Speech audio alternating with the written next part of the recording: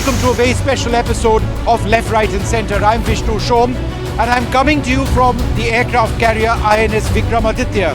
This was India's first aircraft carrier. It's an old Russian aircraft carrier. Since then, we've also acquired INS Vikrant, the Made in India aircraft carrier, which we've also visited on this particular trip. This trip comes at the end of the Milan series of naval exercises. These are the largest international exercises that India hosts. More than 50 warships from India and several partner nations across the world, and more than 50 nations participating over here. It's all about showcasing collaboration. It's all about talking about emerging threats. On this very special program, we'll be speaking to officers of the Indian Navy and foreign navies to get an idea of what these exercises are all about. International commerce through contested waters, that is a major concern, particularly with all the developments off the coast of Yemen. How well suited is the Indian Navy and the other navies to dealing with the new nature of threats, whether they're from drones in the skies or semi-submersible or submersible vessels as well. It's new warfare, never before seen in quite the same way, which navies around the world face today.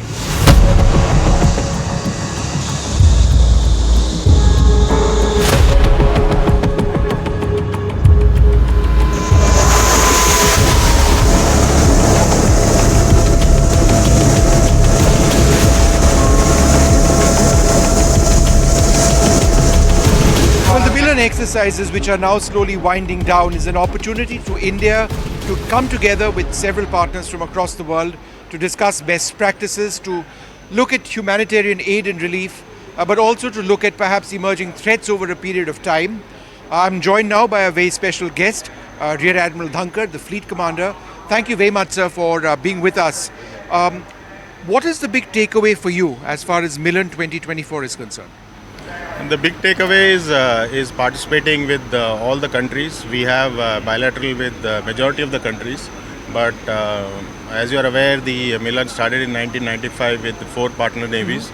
Over the years it has grown, and this year we have about more than 50 countries participating, and the number of ships, aircraft, as I covered in my brief, has been substantial, and we take away the best practices. We learn from each other, and how to operate together at sea in a multinational scenario is something which is the takeaway from this side.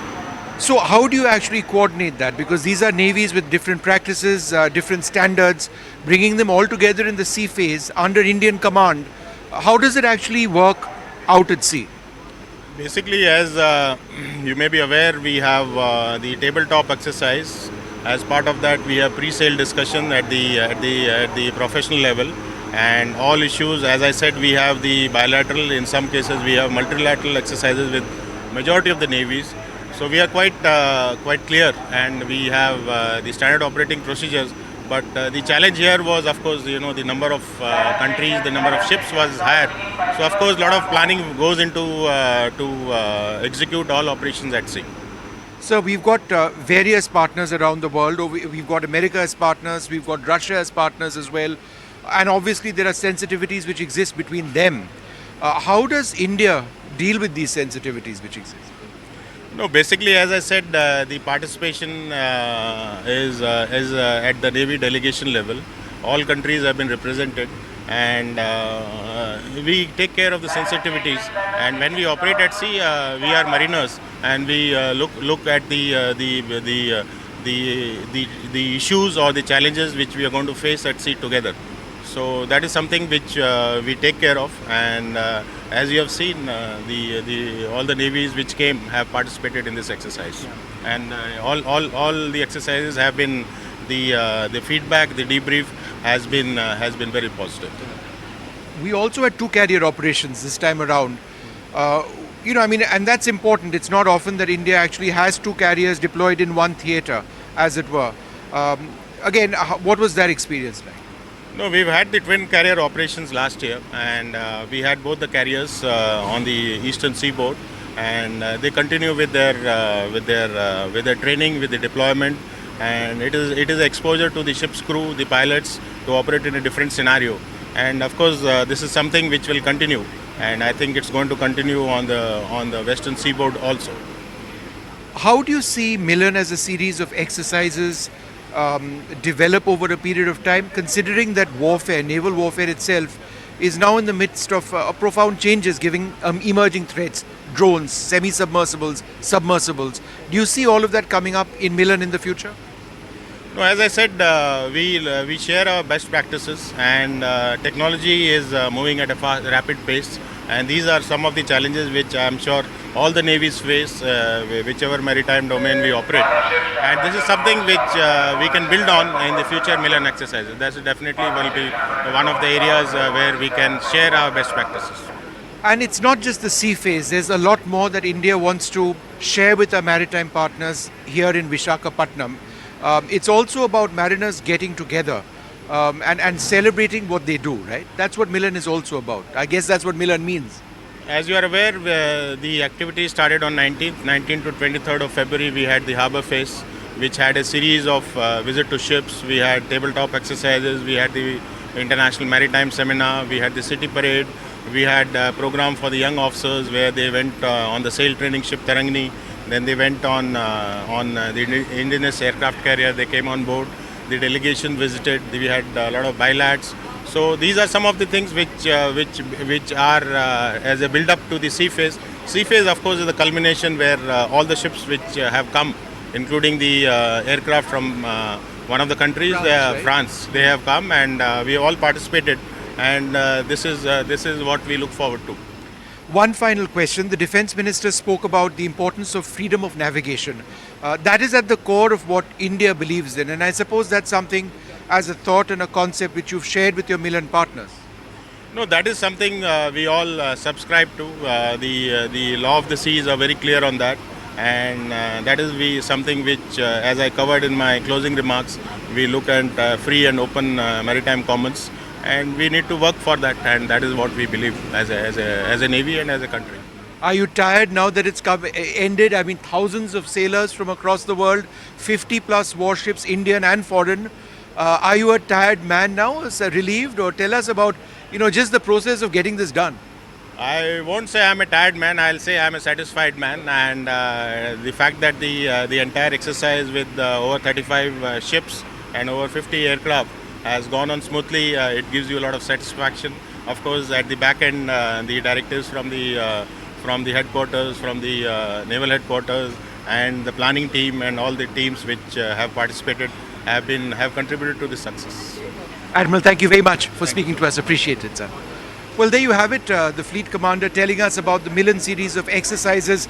It's really grown from just a handful of ships in the past to now more than 50 ships from India and around the world. And this is very much at the heart of Indian diplomacy. Maritime diplomacy is something which India has been focusing on for a long period of time.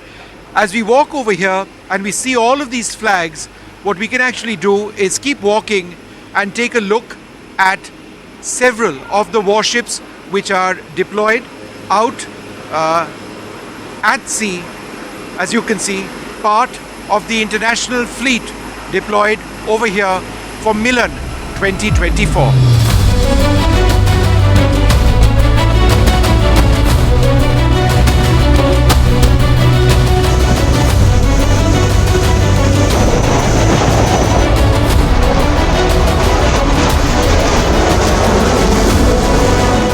What is the experience of operating off an aircraft carrier?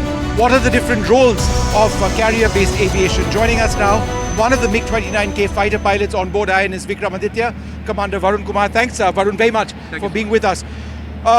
What does an aircraft carrier, for a larger audience, essentially do? So an aircraft carrier is able to get all the air power that the Indian Navy would need or be able to project, and it can do it where and when the Indian Navy desires it. We are a mobile platform. We can cover large distances and position ourselves where we need to, and then get these fantastic birds up in the air and do the needful. So that's the advantage we have with the aircraft carrier. And you've been on Vikramaditya for a number of years, right? Yes, sir, about 7 to 8 years now, almost completing 8 years in the next couple of months. Tell us a little bit about the MiG-29K. It's one of the finest interceptors we have in India. Yes. Tell us a little bit about the aircraft that you operate. Sir, it's a fantastic aircraft. I've been flying it for a total of about eight and a half years now. It is able to go to very high speeds, Mach 1.98, that's almost twice the speed of sound. It's able to undertake very rapid turns and climb at a very high rate. So the capability is not only in the aerial performance, it's also in the avionics that it has, radars, EOIR, RWR, and so on and so forth. With all of this put together, it's actually a 4++ generation aircraft, and we're able to put this air power out in the middle of the Indian Ocean to achieve missions like anti-shipping strikes or air defense of the fleet or land attacks on a coastline or in depth. That is up to us, and we have weapons and sensors to do it. Now, Commander, you've also trained in the US many years back. Yes. So what was that experience, and what were the skills that you actually brought on deck as a pilot? Sir, I think that is an opportunity that was afforded to me by the Indian Navy, where we were selected to go abroad and train with the United States Navy, and we learned primarily and essentially what we learned there, which was not available at the time in the country, was how to take off and land from an aircraft carrier, the considerations that are there. And within this, primarily, we are looking at how to land on an aircraft carrier where there are 3 wires and the aircraft itself has a tailhook, which is exactly the configuration that we have on board Vikramaditya right now. The lessons learned from there helped us in transitioning very quickly from a single-seat trainer aircraft to a twin-seat, fully operational fighter aircraft, which can take off and land from the aircraft carrier. Just so we know, the margins for the aircraft to land and take off from this deck are smaller than the margins that the Americans can afford themselves. And so our training had to be a little bit more intense. There is a few more lessons that we had to add on post our training in the United States. Could you tell us a little bit about the experience of landing a fighter aircraft at night on the deck of this ship? It is. I've done it, and I've done it a few times. While all pilots would be very, pardon the language, but they'd be very happy about telling them that I was brave and I did this fantastically well. I can assure you that it's one of the most unnerving experiences to watch just one light. You can't see the ship. You can just see a few lights, and you're supposed to fly the aircraft at 270 kilometers an hour at that light and place faith that the systems are working fine. But for the number of times that I've done it, the systems on the carrier, the systems on the aircraft haven't failed once, and it gives a lot of confidence for us to be able to operate day or night, bad weather, good weather, makes no difference. We're able to do it at will and at the time of our choosing. Bad weather, let's add in that factor. At night, how much more challenging is it? Sir, one of the best... Basically a postcard. It's a postage stamp, right? Out in the middle of the ocean. And it keeps going up and down, left and right. Yes, so the ship is subject to rolling, pitching, heaving, yawing, and it is always continuously moving away from the aircraft. So it's a very mobile platform. The type of landing we have to do to be able to catch the wire, it's a precision landing. We do not flare, we do not cushion the landing. We come in full force, and you have to put the hook down within a meter of where it is desired. If you would miss that, you're likely to either go too far back, which is dangerous, or go too far forward, in which case you'd miss the wires. And that precision in itself requires a lot of training. The avionics help, and the same avionics are also able to put us in the air and take us back on deck, irrespective of the weather. So the weather may be bad, you may not be able to see the carrier, but rest assured, your systems will tell you where she is, where mother is, and you'll be able to make that landing happen. Commander, thanks very much for speaking to us. Right, there you have it, Commander Varun Kumar, one of the MiG-29K fighter pilots, telling us about what carrier-based aviation is all about, how carrier-based aviation enables India to put firepower out at sea where we require it, but also about the experience of flying this aircraft, the MiG-29K.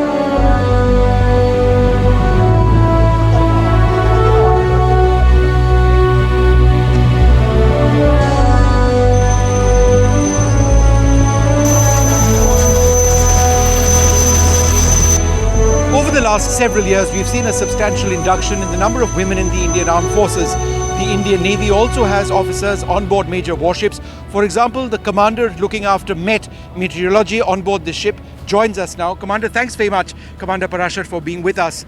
You're the first woman head of department on board Vikramaditya. That must have been an exhilarating, sort of order when it did come to you, that this is how you need to be deployed. Yes, sir. It was once in a lifetime opportunity. When I joined Navy, I wasn't aware I could ever see this, but it is one of the most challenging as well as the most rewarding appointment, I should say. The first one is always the special one. and I think I'm ready for it, sir. Yeah. What about changing attitudes? It's relatively new, the induction of women in the Indian Navy. Is that a challenge at all?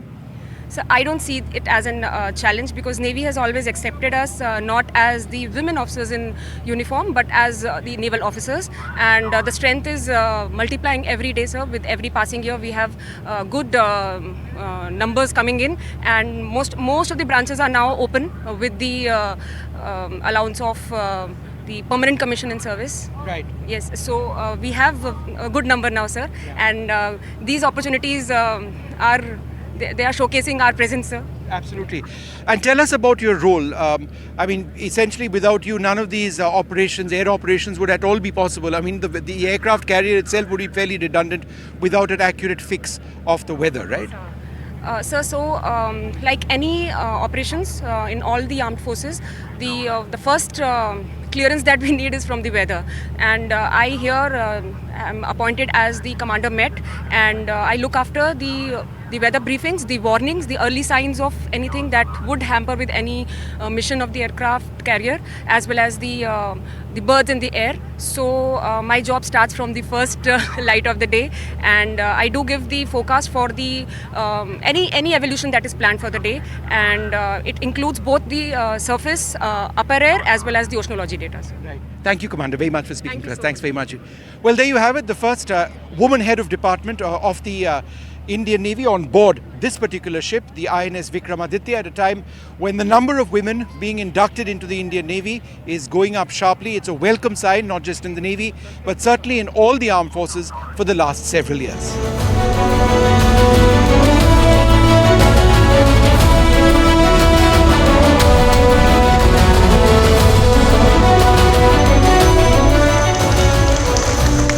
Well, Milan is ultimately about India and its partners. One of India's most important partners anywhere in the world is, of course, Bangladesh. Joining us now, the captain of a guided missile corvette of the Bangladesh Navy, Captain Noor. Thanks, sir, very much for being with us. Thank you very How much. has Milan 2024 been for you? Yeah, it was, first of all, I would like to thank, on behalf of the Bangladesh government, Chief of the Naval Staff of Bangladesh Navy, and all officers and men of Bangladesh Navy for inviting Bangladesh delegation team and Bangladesh Navy ship as well to participate in Milan 2024. It has been enticing and very much learning, and the experience we gained is immeasurable in terms of the both professional matter and parts of the social mingling we had to mix up with the many foreign countries along with the Indian Navy. The partnership between Bangladesh Navy and Indian Navy is long-standing, and this is the true reflection is Milan speaks about. And the experience also we gained at sea phase was immeasurable. And our officers and men deeply appreciate the pinpoint planning and meticulous execution of the Indian Navy in bringing all the foreign units together to make it a successful one. Because there were maneuvers which are complicated in nature. Every ships were different. Every armament, weapon, sensors have been different. So calculating all this and bringing in a tempo is a mammoth task. And kudos to Indian Navy, they did that. What were some of the key learnings in the sea phase of the exercise? Were you, for example, doing anti-submarine operations, anti-aircraft operations, gunnery? What exactly were you looking at? We were aptly benefited by doing the formations all together. We had a number of seamanship evaluations at sea. We also conducted firing at sea. So all these were synchronized, and we had the exchange of the knowledge, professional knowledge between both the navies, and I think that is the key point. Yeah. One final question. Naval warfare is changing. There is a threat of drones now. We are seeing a situation develop off the coast of Yemen. Is that something you believe might come up in the future here in Milan? How is that something that the Bangladesh Navy is thinking about? Bangladesh Navy is a progressive Navy, and Bangladesh Navy is a smart Navy as envisioned by our Chief of the Naval Staff. So yes, we are looking forward to it. Drone warfare is an important aspect of it, and as there is a new technology coming in, Bangladesh Navy is seriously thinking of it. Thank you very much, Captain. Appreciate it. Captain Noor of the Bangladesh Navy speaking about some of the key exercises, and perhaps a big takeaway, the joint exercises of so many ships from across the world coming together over here and operating as a cohesive unit.